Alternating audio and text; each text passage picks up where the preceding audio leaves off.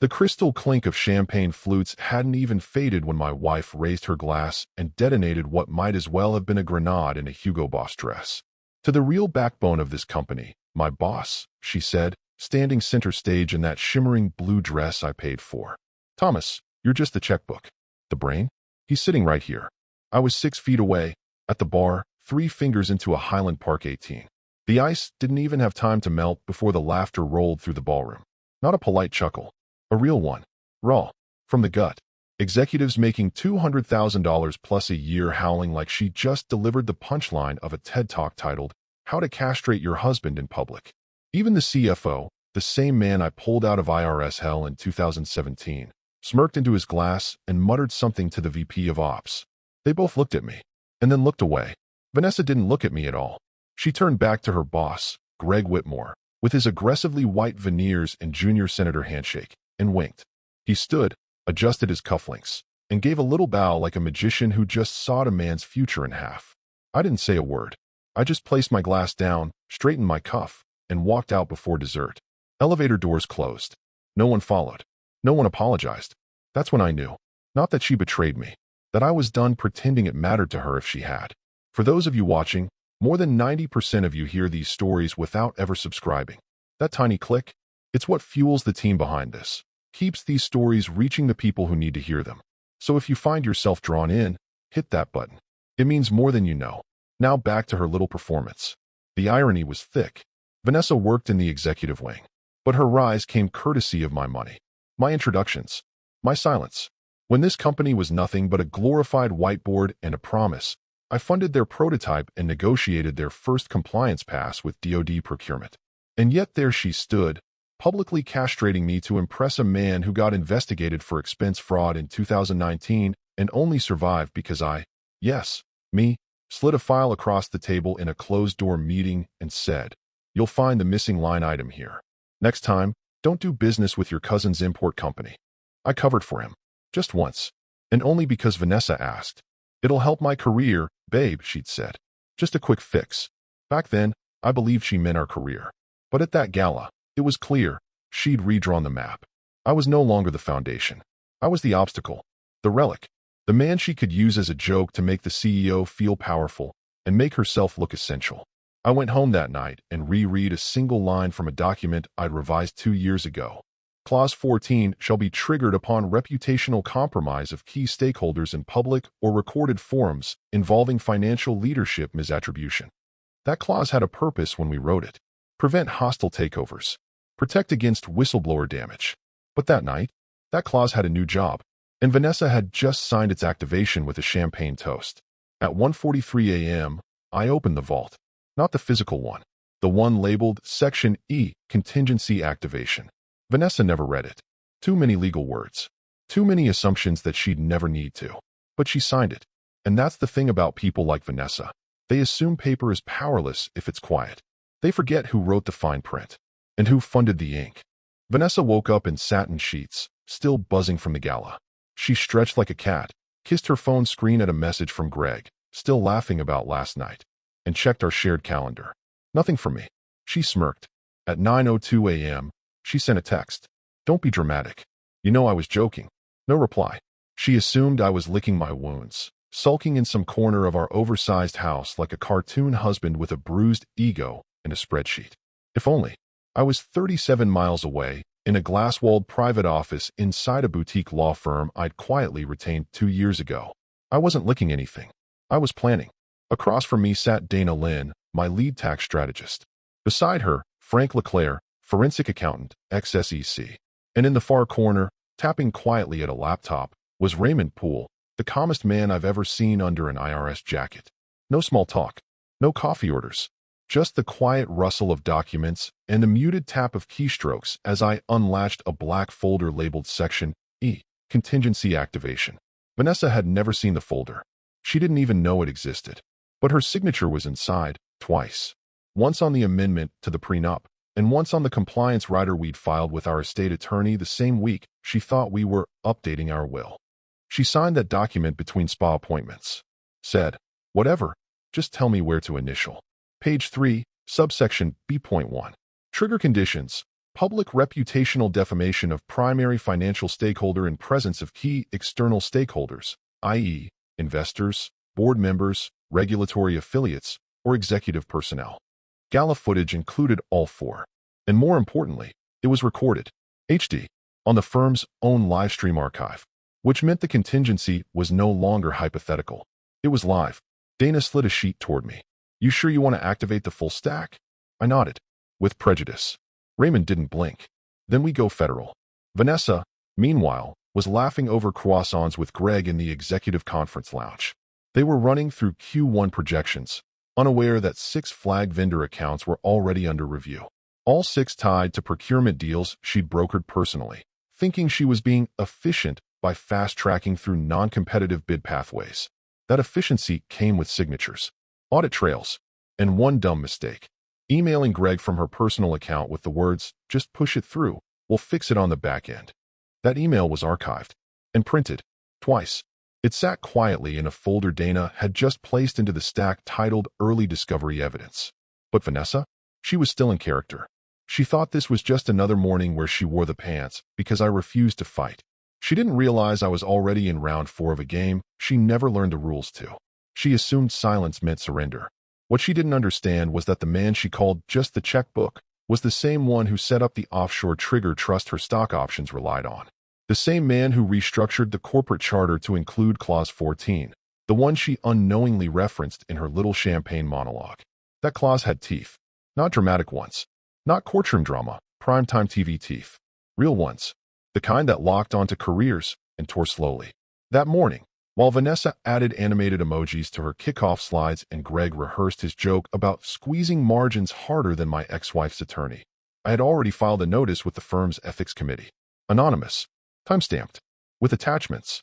Attachments that included procurement vendor reports showing 28% overbilling, consultant payments to entities with matching IP addresses, and financial statements from a Shell LLC Greg swore was dead weight back in 2020. All sourced, legally, from Vanessa's company-issued laptop. She left it open one night. Said she was just finishing slides. I didn't touch it. I just copied the folder titled Q1 Prep for Greg only. If you're thinking, that's a hell of a name for an evidence folder, you're not wrong. By noon, Vanessa had stopped checking her phone. Greg was doing that thing where he locked his jaw whenever someone mentioned compliance. And somewhere in the back of her mind, she probably wondered why I hadn't replied. Because in her world, the checkbook always stays quiet until the balance hits zero, and the overdraft fee comes with a federal seal. 18 months ago, I stood in the hallway outside our bedroom, holding a mug of chamomile tea I knew she'd never drink, listening to the kind of conversation that permanently rewires how you see a person. Vanessa was on the phone with someone, her friend Mallory, maybe, or one of the wine club women she always swore don't really get me. She was lying on the bed, kicking her heels in the air like a teenager, whispering just loud enough to be audible through the cracked door. No, Tom's harmless. He just funds the machine. The real leadership? That's who I follow. Her voice dropped an octave, smug, conspiratorial. She laughed. I mean, come on. You've seen Greg in a room. The man owns the floor. Tom walks in, and people think catering's arrived. I didn't flinch, didn't kick the door open or demand an explanation. That would have given her a scene to dismiss, a moment to reframe. You're overreacting. It's just girl talk. Instead, I walked back to my office and sat down in the dark, let the tea go cold, and stared at the wall for 20 silent minutes. That night didn't break my heart. It rearranged it. Because she wasn't confessing infidelity. She was describing a hierarchy and placing me beneath the man I once kept out of jail with a single line item correction. She wasn't just belittling me. She was outlining a belief system. One where proximity to charisma trumped substance. Where appearances outweighed origin. Where she forgot who actually wrote the checks Greg now autographed with flair. It wasn't about intimacy. It was about succession. The next morning, I made a phone call. Mike, I said, when he picked up, you still at the IRS? A low chuckle. Field investigations. Midwest Division. Good. You ever audit a firm you helped build? Silence. Then, walk me through it. Mike wasn't just a friend. He was one of the sharpest compliance analysts I'd ever known. We came up in the same circles, built networks during the early post-Enron era when everyone scrambled to look clean. He owed me a favor. I didn't even need to ask. We met in a back booth at a place no one under 45 eats lunch. Over whitefish and lukewarm coffee, I gave him a name. Greg Whitmore. I saw Mike's brow twitch. Vanessa's boss, I said. He didn't ask why. He just asked, do you have access? I built their back-end accounting architecture, I replied. What do you think? From there, it became mechanical. I started pulling vendor contracts. Not illegal. I still had clearance. Greg never changed the access logs. He didn't even know how. The man thought SOC audit referred to a community charity program. What I found in the first week was enough to make Mike raise both eyebrows, and he only had one facial expression since 2006. $143,000 paid to a consulting firm in Delaware with no employees. Another $220,000 funneled through a marketing vendor who, when called, said, "Oh, I thought we stopped working with them 2 years ago." Then came the strategic scheduling. Checks cut the day before board meetings, paper trails timed to look clean, but misaligned with internal logs. It wasn't fraud in the cinematic sense. It was death by 1,000 misclassifications, intentional, precise, almost arrogant in its sloppiness. And in every chain of signatures, Vanessa's name. Always second. Always right after Greg's. It was then I realized she hadn't just strayed emotionally. She'd chosen a side. She was betting on his rise and writing off my existence as background capital.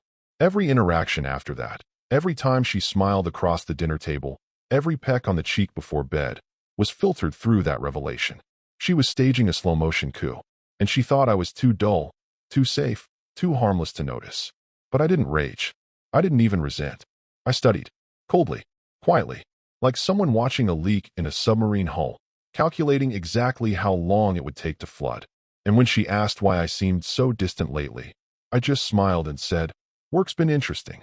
She laughed. "Well, that makes one of us." I nodded, because I knew, eventually, she'd see just how interesting it would become. At 9:12 a.m. sharp, Greg Whitmore opened the mahogany door to his corner office, the one with the skyline view he'd insisted on upgrading after securing Series C, even though that round had been quietly salvaged by a bridge loan I orchestrated. He was in his usual Monday uniform, aggressively casual button-down, Rolex too tight on his wrist, and that permanent smirk, like he'd just won a debate no one asked for. He expected a junior exec or maybe Vanessa with a fresh latte. What he got was 4 people who didn't knock twice. 3 attorneys, gray suits, no pleasantries, and 1 man behind them in a crisp black windbreaker, the letters IRSCID embroidered in gold just above his chest. The badge clipped to his belt was dull from use. His face wasn't.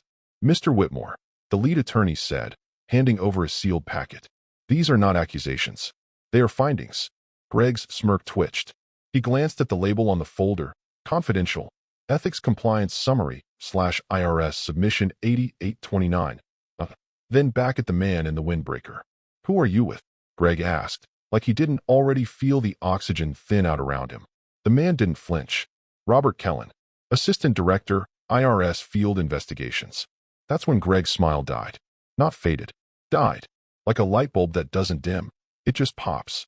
See, Kellen wasn't just some desk jockey. He was the name whispered in compliance circles when things went nuclear. When he showed up, people didn't lawyer up, they packed. Greg tried to recover. This has to be some kind of misunderstanding. "Vanessa, can you?" He turned toward his desk, expecting backup. But Vanessa wasn't there. She was upstairs, prepping for the quarterly review meeting, her phone on silent, unaware that her boss's blood pressure had just spiked to career-ending. Kellen stepped forward. "You'll want to sit down, Mr. Whitmore. This is going to take a while." Greg opened the folder. Inside, a stack of documents tied together with a red binding clip. The top page listed vendor names. Second page, routing numbers. The third, a payment schedule. But the fourth page stopped him cold. It was a photograph from a team building offsite last year. Vanessa on the patio with a glass of wine. Greg beside her, gesturing with a tablet in hand. The caption beneath it, printed neatly. "Verbal confirmation, just push it through. We'll fix the paperwork later." Greg looked up. His mouth opened. Nothing came out. Kellen said nothing. Just took a seat across from him like he was settling in for a long afternoon. One of the attorneys, a wiry woman with a cold stare, placed a USB drive on the desk.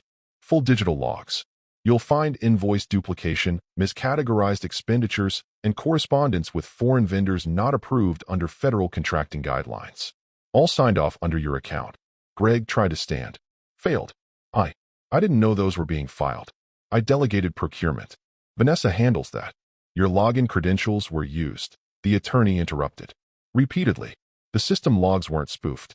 You initiated every approval. Your IP. Your machine. If someone else used them, that's another conversation. But at the moment, Mr. Whitmore, the findings reflect direct involvement. Kellen added, we're not here to negotiate. We're here to notify. Further interviews are scheduled. Greg leaned forward, elbows on knees, hands locked behind his neck. Sweat gathered just below his collar. For a man who loved control, he now looked like a child caught copying from the wrong test in front of the principal and the feds. What he didn't know, what no one in that room knew, was that this was just the public tip of what I'd already sent to the IRS 2 months earlier. This wasn't the first contact. It was the first visible contact. The first domino. Behind the scenes, Mike had already pushed through internal flags on 3 of Greg's shell accounts. Vendor cross payments had been silently rerouted and frozen. The LLC in Nevada that Greg thought was clean had tripped a wire built into a reporting protocol I helped design back when we structured the firm's funding platform. Every trigger was now cascading, not just through tax compliance, but through procurement legality and ethics board reviews. This wasn't a raid. It was a coronation. Not for Greg. For me. A quiet one. No balloons. Just truth, folded into packets and delivered with clean hands. And the best part? None of it came from Greg's enemies. It came from his own files. His own team. His own compliance officer, Vanessa. Unwitting, yes. But it was her access, her permissions, her efficient shortcuts that built the very paper trail now suffocating her mentor. I didn't need to hack a thing. I just waited. I watched. I remembered. And I handed the truth to people who'd been starved of it. Greg thought he was untouchable. Thought that money and charm and gala spotlights were insurance policies. Turns out, the real policy was sitting in a file folder with his name on it, sealed, time-stamped, and delivered by people who don't bluff. By the time Kellen stood to leave, Greg's face was white. Not confused. Not angry. Scared. He wasn't the hunter anymore. He was the evidence. 1 week before the IRS knocked, before the attorneys arrived like a firing squad in tailored suits, before Greg's smirk turned to silence, I had already pulled the pin. It was a Tuesday morning. Cold. Quiet. I drove to the office park myself. No assistant, no digital trail. Parked across the street. Slipped a sealed manila envelope into the anonymous drop box marked Internal Ethics Committee, Confidential. Just like we designed back when integrity was a brand pillar instead of a punchline. The folder didn't have a return address. No fingerprints. No origin email. But inside, it had everything. Emails between Greg and 3 procurement vendors. All 3 had similar red flags. Recurring invoices padded by 18 to 22%, service descriptions with vague language like strategic alignment consultation, and, my favorite, PDFs with metadata showing edits made by Vanessa's login after submission. The kicker? 2 of those vendors didn't exist before 2021. They were registered to addresses that cross-referenced with shell corporations I'd already traced to Greg's college roommate, and an events coordinator Greg once called his second brain. All this wasn't dug up via hacking. No breached accounts. No thumb drives full of spyware. Just one night. One forgotten moment. One open laptop left unlocked on the kitchen counter while Vanessa went to shower. She was rushing. Said she was late for some leadership retreat. "Don't touch my stuff," she called out. I didn't. I just mirrored the files. Cloned the contents of a folder labeled Q1 Vendor Cleanup. Inside, expense reports, draft emails, an Excel doc titled AGG Adjustment Plan, and a PDF labeled For Greg Only, Delete After Review. Of course, that last one I printed. Twice. Everything I found fit together too perfectly. This wasn't sloppiness. This was orchestration. And Vanessa? She was complicit, not in the evil genius sense, but in the arrogant, casual sense. The kind that assumes no one is watching because the person who could watch has been downgraded to harmless checkbook. In that envelope I dropped off, I included a redacted whistleblower report. Pre-filled. Filed with the Office of Federal Contract Compliance Programs. Timestamped. Notarized. Already uploaded. This submission was just the internal courtesy. One of the last things I slipped in? A side-by-side chart. Authorized vendor invoices versus actual disbursement logs. A delta of $489,212 across 6 months. Every overage approved by Greg. Every document initialed by Vanessa. There was no commentary. No summary letter. Just the facts. Cold. Arranged. The kind of quiet evidence that doesn't need italics or exclamation marks to detonate careers. The ethics committee had no choice. Their shield, the one Greg built by bullying auditors and waving fake transparency like a flag, cracked instantly. Because now there was plausible deniability risk. If they ignored this and it got out, the board would be complicit. Stakeholders would revolt. And more importantly, the insurance company wouldn't pay. That's the real battlefield in corporate sabotage. Not truth, not feelings. Liability coverage. By delivering this folder internally before the feds arrived, I forced the board's hand. They had to treat it as internal discovery, which meant action, which meant Greg, untouchable Greg, was now radioactive. But Vanessa? She still didn't know. She was too busy preparing for the quarterly strategy session, sitting in meetings, rehearsing phrases like cross-functional integration and leading from the front. I watched her from across the glass atrium as she sipped espresso with the CFO and pointed at some dashboard metrics. Confident, relaxed, flirting with power like it couldn't turn on her. She had no idea she was the data trail, that her keystrokes, her edits, were the breadcrumbs that led federal investigators directly to the rot. She thought she was still ascending. She didn't realize the elevator cable had already snapped. Greg would crash first, sure. But Vanessa? She was in the same car. And gravity doesn't discriminate. Monday morning, 8:31 a.m. The firm's weekly compliance review. Usually a sleepy ritual of stale pastries and spreadsheet recitations, opened with a printed agenda and an unusually full attendance. The head of internal audit cleared his throat, looked at the sheet in front of him, and said one line that made half the room sit forward and the other half sit very, very still. We're invoking Clause 14. Silence. Not confusion. Recognition. Clause 14. The nuclear clause. The one no one ever mentioned, because to even say it aloud was to admit someone in leadership might one day sabotage the firm's fiduciary integrity. The full wording was long, legal, intentionally sterile. But the meat of it was simple. If a member of the executive team is found complicit in fraud or knowingly misrepresents leadership credit in a manner that damages fiduciary perception, an emergency board review shall be triggered. Vanessa's words at the gala. Thomas is just the checkbook. The brain? He's sitting right here. Were not just an insult. They were a public statement, delivered in front of financial stakeholders, that discredited the man whose name appeared on the original SEC compliance filings. The same man whose signature was on the founding charter. The board didn't care about drama, but they cared deeply about liability. Because that one line, that sentence, wrapped in champagne laughter and live-streamed on the company's own internal media portal, now represented a misrepresentation of executive leadership attribution, which, when paired with the documents already submitted to the Ethics Committee, constituted grounds for emergency governance intervention. It wasn't even a debate. The board reviewed the video footage, cross-checked the timestamps with the guest list, verified Thomas's official title and past board votes, and within 43 minutes, issued 2 decisions. Immediate suspension of Vanessa Richards, Executive Strategic Partnerships Lead. Formal review and asset freeze of CEO Gregory Whitmore, pending full financial audit. They didn't notify them in person. They didn't need to. HR sent the notifications via secure server, time-stamped and encrypted. One went to Greg's inbox. The other, Vanessa's, was set to auto-forward to legal if unopened for more than 15 minutes. When Vanessa saw the subject line, urgent, board directive, access suspension initiated, she laughed. Then she clicked. Then she didn't laugh. The letter was short, clinical, no space for protest or emotion. Vanessa was to relinquish all firm-issued devices, revoke keycard access, and report to HR by 2 p.m. for a compliance debrief. Her pay was paused. Travel approvals rescinded. All discretionary budgets frozen. She ran to Greg's office. Except Greg wasn't there.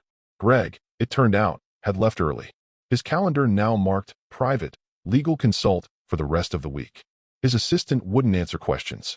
Vanessa paced outside the conference room, her heels snapping against the marble like a metronome counting down her career. Her hands shook as she typed into her phone, half texts to Greg, half frantic emails to HR. No reply. She stormed into the executive lounge, where 2 board members sat with unreadable expressions, sipping coffee from white porcelain cups. She asked if they'd seen the message. They had. She asked if they could explain. They wouldn't. Just one sentence, calmly delivered by the older member with tortoiseshell glasses. Clause 14 was built to protect the firm, Vanessa, not you. And the final nail? She turned to see the newest associate counsel, fresh from Columbia Law, barely 30. walking past holding a printed copy of her gala speech transcript. Highlighted, annotated, stamped. That was when the smugness cracked. She grabbed her bag, practically ran to her office, locked the door, and dialed Greg. Voicemail. She tried again. Then again. Still voicemail. Then she checked their last text thread. His last message? Let me know when you've buttered them up. Winky face. 12 hours later, the board issued an internal notice to all senior staff. No press. No statement. Just a memo. In accordance with Section 4.2 of the Charter, and pursuant to Clause 14, effective immediately, the following individuals have been relieved of executive duties pending audit review. Her name was second. No explanation. No goodbye. Just a quiet erasure. Surgical, fast, and irreversible. And in the corner of the boardroom, tucked into a legal folder marked Foundation Docs, Original, sat the charter Vanessa had never read. The one I helped write. Back when I still believed she'd be the kind of person to protect it. Turns out, she was the reason it needed protecting in the first place. The room was painfully cold, like someone had set the thermostat to match the mood. Frosted glass. Executive chairs too expensive to be comfortable. Bottled water lined up like dominoes in front of name placards. But only one placard was missing, Thomas Richards. He wasn't coming. Vanessa sat stiffly at the polished walnut table, her lawyer beside her, a man who usually swaggered through settlements like he was auditioning for a streaming legal drama. Today, he was pale and quiet, flipping pages without speaking. Greg sat opposite, hunched in a way that made his custom-tailored blazer look like it belonged to someone else. His face had gone slack since the compliance notice. The tremor in his left hand hadn't stopped in 3 days. The chairwoman cleared her throat. Let's begin. Thomas's proxy, a tall, angular man in a charcoal suit with zero expression, stood and opened a slim leather briefcase. He didn't offer small talk. He didn't introduce himself with a joke. He simply pulled out a document stack with quiet finality. Per the authority granted under power of counsel, Mr. Richards presents the following materials for review by the full board. He laid them out like weapons on a table. First, stock transfer history. A ledger of internal trades, dated back for years. Highlighted entries showed Greg liquidating small tranches into a holding company owned by a woman named Yvonne Whitmore, his second cousin. The SEC might call it layering. We called it predicted. Second, forensic accounting report. Prepared by Frank Leclerc. Cross-referenced vendor payments, project delays, and project-level financial statements. Findings: 26% markup discrepancies, 5 falsified vendor contracts, 3 duplicate invoice trails. Greg didn't even try to hide it. Vanessa's initials were on 7 approval lines. Third, ethics filing. Anonymous submission. Confirmed by timestamp and hash verification. Notarized. Complete with email printouts and internal calendar records from Vanessa's device.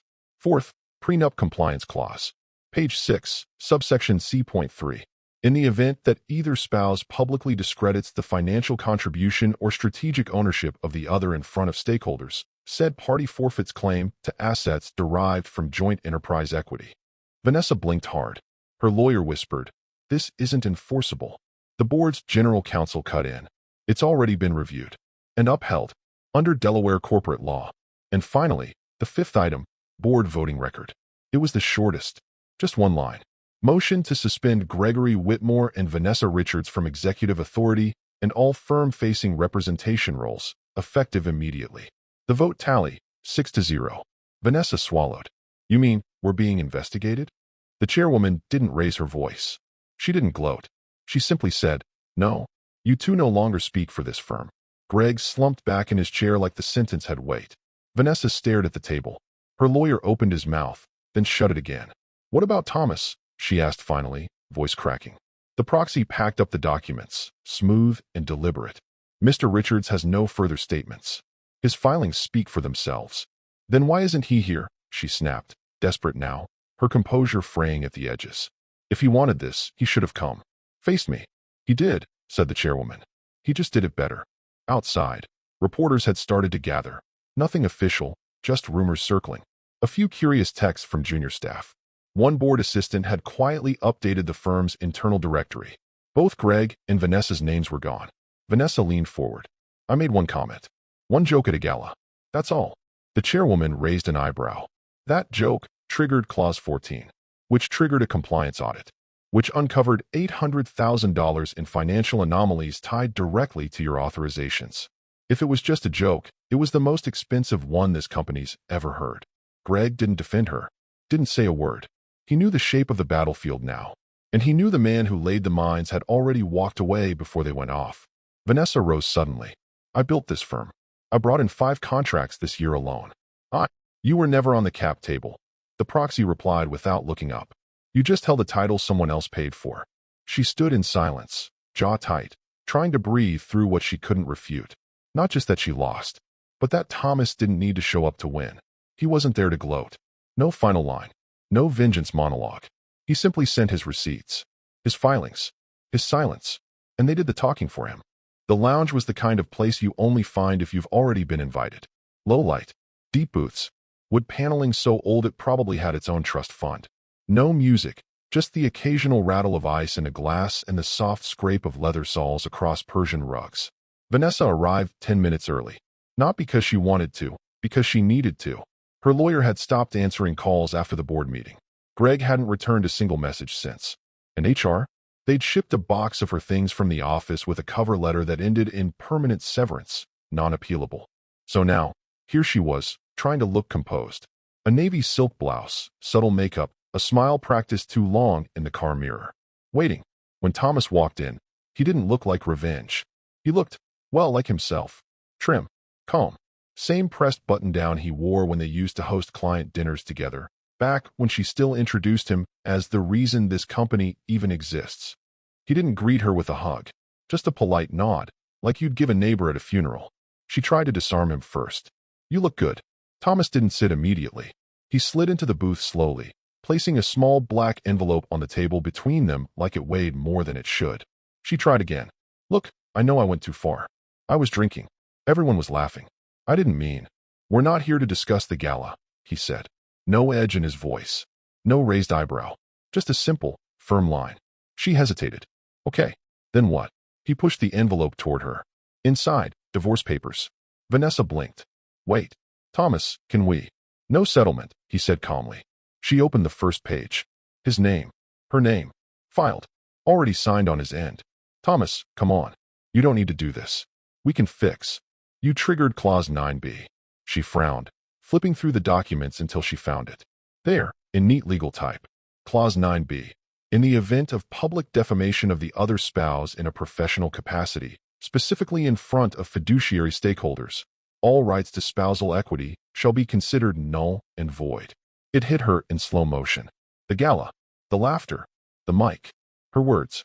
Wait, this isn't enforceable. You can't just. I can, he replied gently. You signed it. Same week we updated the will, remember? You said you didn't want to read the details. Just wanted to get to your yoga class. She sat frozen, clutching the page. He continued, voice steady. The condo in your name? That was part of your executive package. The one that was dissolved last week. Her eyes darted. But the car. Leased through the firm. Corporate benefit. So was the black card. You put me on that account. As a courtesy, he said, still calm. Not a contract. She looked up at him then, and for the first time, really saw it. Not anger. Not hurt. Just removal. Detachment so complete it left no cracks. You're really doing this, she whispered. I'm just finalizing what you started. But I built. You performed, he corrected. I built. The waitress appeared out of nowhere and asked if they were ready to order. Vanessa shook her head. Thomas just raised a hand and said, We're all set. Thanks. The silence afterward was heavy, but not awkward. It was the kind of silence that comes when one person is already past grieving and the other is just realizing the death. She reached out, fingers brushing the edge of the papers. You're not even going to let me fight this? You can fight whatever you want, he said. But the court won't recognize a share you never actually held. I was your wife. You were also an employee, he said flatly. And when you stood in front of stakeholders and credited another man as the firm's real backbone, you broke the spine of both roles. She looked down. The light above the table cast shadows across the document like prison bars. I didn't know it would matter that much, she said quietly. I know, he said. That was the problem. She tried one last time. Is there anything left you want to say to me? He paused, then reached into his pocket and pulled out a small metal key. Placed it gently on the table. For the storage unit.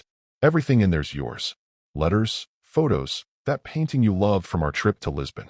I didn't want to decide what you'd keep. Vanessa didn't touch it, didn't move, just stared at the key like it might explain how everything unraveled this fast. Thomas stood. Take care of yourself, Vanessa. And with that, he walked out. No parting jab, no grand final line.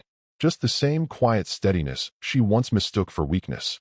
The lifestyle she flaunted, the designer bags, the luxury retreats, the first-class flights and champagne toasts, had always felt like hers.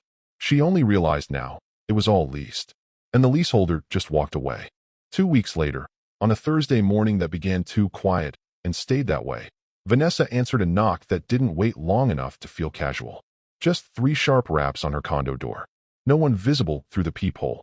She opened it to find a man in a navy windbreaker and slacks, badge clipped to his belt. No smile, no greeting, just a thick white envelope held out with gloved fingers and a clipboard for her signature. For Ms. Richards, he said flatly. She hesitated. What is this? The man didn't blink. Final notice. Confirmed delivery. Please sign. She scribbled her name with a trembling hand and took the envelope. Stamped on the front. Final. All caps, all business. She shut the door, peeled it open, and found herself staring at the exact thing she tried to outrun in cocktail dresses and CEO proximity. Reality. The first page. Notice of Federal Inquiry. IRS Division 67. A formal notification that she was under investigation as a potential facilitating party to procurement misappropriation. Dates, amounts, digital access logs, all flagged. The second, employment termination letter, effective immediately, signed by the acting general counsel. 2 lines. Your role is hereby terminated with prejudice. Do not return to firm premises. All access credentials have been revoked. No severance. No continuation clause. Just legal exile.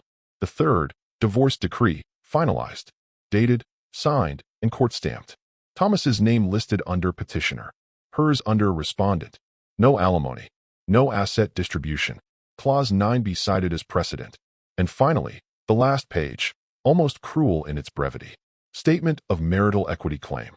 $0. She stared at that number for what felt like hours. No emotion, just static. She dropped the envelope. Papers scattered across the tile like broken promises. One floated gently under the dining table. She didn't reach for it. Her phone was on the kitchen counter. She grabbed it, hands shaking, and called Greg. Voicemail. She tried again. Voicemail. She sent a message. Greg, I need to talk. Please. 3 dots appeared, then vanished, then nothing.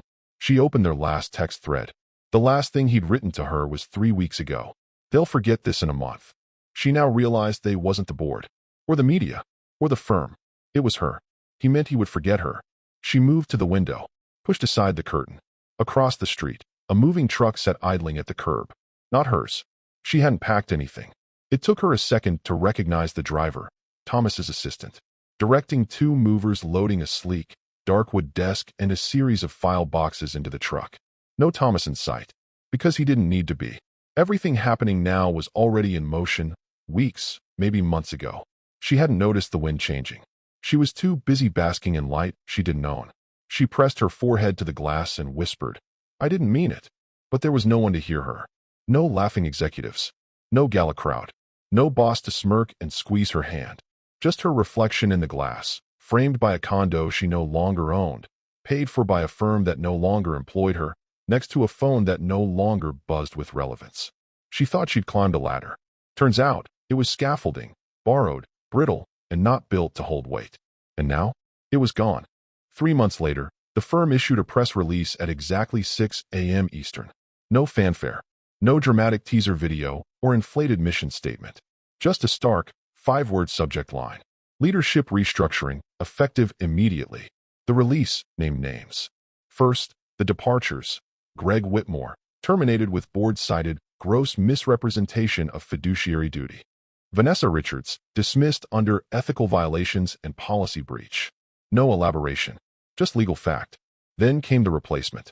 Chair of the board, Thomas H. Richards. No quote from him. No soundbite. Just his name.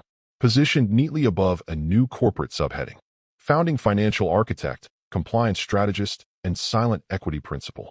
The press tried to reach him. He declined interviews. The most anyone got was a 3-sentence statement from his spokesperson. Mr. Richards has no interest in media spectacle. His priority remains stabilizing the firm's compliance posture and restoring stakeholder trust. He thanks the board for its confidence. Internally, things changed fast. Ethics training, mandatory. Vendor review processes, rewritten. The culture of performative power that had once defined the executive floor, dismantled in weeks. The biggest change was in the lobby, just past the security desk, where the old firm motto had once been stenciled in pretentious sans serif, innovation through audacity. There now hung a single-framed quote, etched into smoked glass. Power doesn't raise its voice. It just signs the checks you forgot it wrote. No attribution, no fanfare, but everyone knew who wrote it. Vanessa saw it by accident. She was on a coffee run, interning, technically, though the agency called it contract administrative support. No title, no office, just a badge with a QR code and a non-disclosure agreement stapled to her onboarding folder. She hadn't been inside the building since the termination. But that day, her supervisor sent her across town to deliver marketing samples to a vendor. The vendor's office was on the third floor of her old building. She walked through the lobby half-conscious, muscle memory guiding her feet. It wasn't until the elevator dinged and she turned around that she noticed it, the quote. She stood there, clutching a cardboard tray of cappuccinos, frozen. It wasn't the words that hit her. It was the framing. Simple, understated, heavy. People walked past her without recognition. No one paused. No one stared. She wasn't a scandal anymore. She was just background. That was worse. She pressed the elevator button and tried not to look back. But her eyes kept returning to the quote, to the reflection of herself in the glass, to the name on the plaque outside the boardroom. She could still see through the glass wall. Richards, T.H. Chair. He hadn't taken revenge. He'd taken position. Not publicly. Not with rage. Just with precision. She reached the third floor, dropped off the samples, and rode back down in silence. No one asked her why she looked pale. No one remembered her laugh from the gallows. No one saw the woman who once toasted with executives like she owned the table. She walked past the quote again, this time slower, and whispered, just under her breath. He meant every word. But again, no one was listening. Outside, she waited 10 minutes for a rideshare that never arrived. The sun caught the glass facade of the building behind her. The quote shimmered faintly in the reflection. She turned away from it, because it wasn't hers anymore, and never really was.